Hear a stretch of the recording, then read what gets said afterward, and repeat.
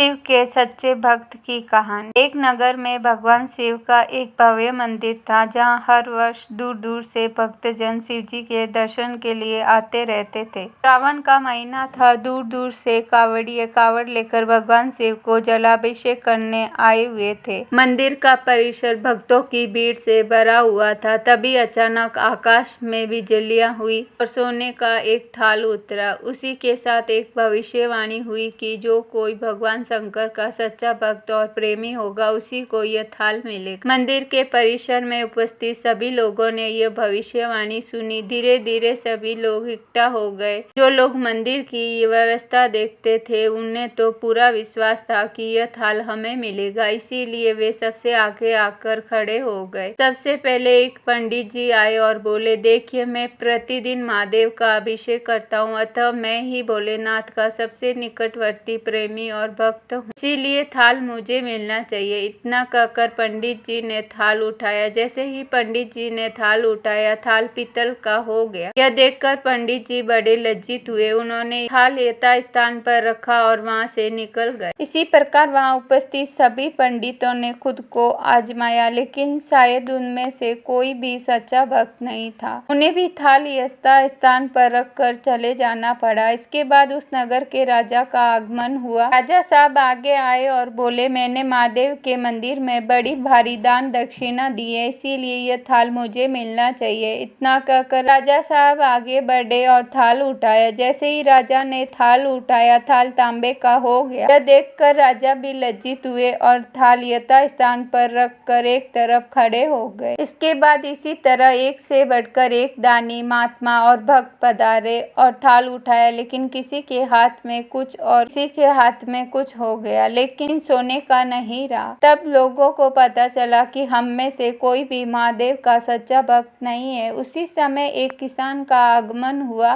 वो बेचारा महीनों बाद आज चतुर्मास के सोमवार के शुभ अवसर पर शिव जी के दर्शन करने आया था। गरीबी और गृहस्थी के बोझ तले दबा दिन रात खेतों में मेहनत मजदूरी करके अपना और अपने परिवार का गुजारा करता था। अभी रास्ते में आ ही रहा था कि कोई भिखारी मिल गया और कुछ खाने को मांगने लगा। इस किसान को दया आ गई। अपने खाने के लिए जो खाना लाया था, वो उसने उस भिखारी को दे दिया। थाल के बारे में इसने भी सुना था, लेकिन इसने उस और कोई ध्यान नहीं दिया। सीधा मंदिर में गया और महादेव का पूजन करके बाहर आ गया।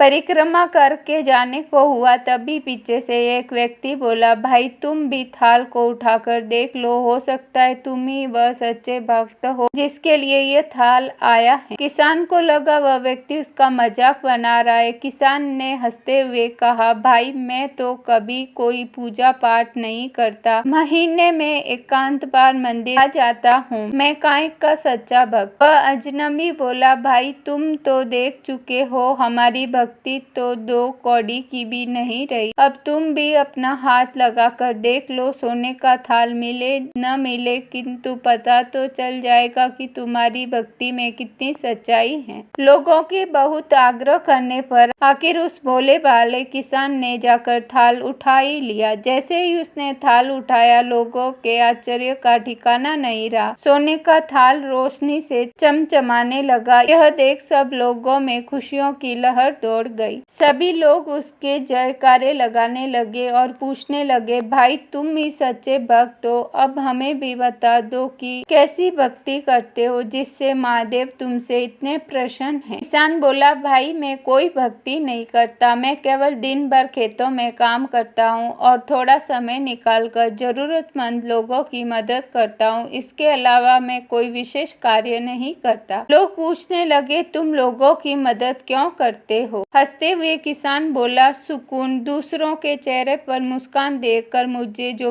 आनंद और खुशी होती है, मैं उसे शब्दों में बयान नहीं कर सकता। शायद यही कारण है कि महादेव मुझसे खुश हुए हैं। दोस्तों, इसलिए हमेशा याद रखें, सत्कर्म का आरंभ भी आनंद से होता है और अंत भी आनंददायक होता है। दुष्कर्म का आरंभ भी दुख से होता है और अंत भी दुखदायक होता है। आप सैकड़ों मील का यात्रा करके भी दूसरों का दिल दुखाते हैं तो आपकी वह तपस्या, साधना और महादेव का दर्शन धूल के बराबर है। जय महादेव की।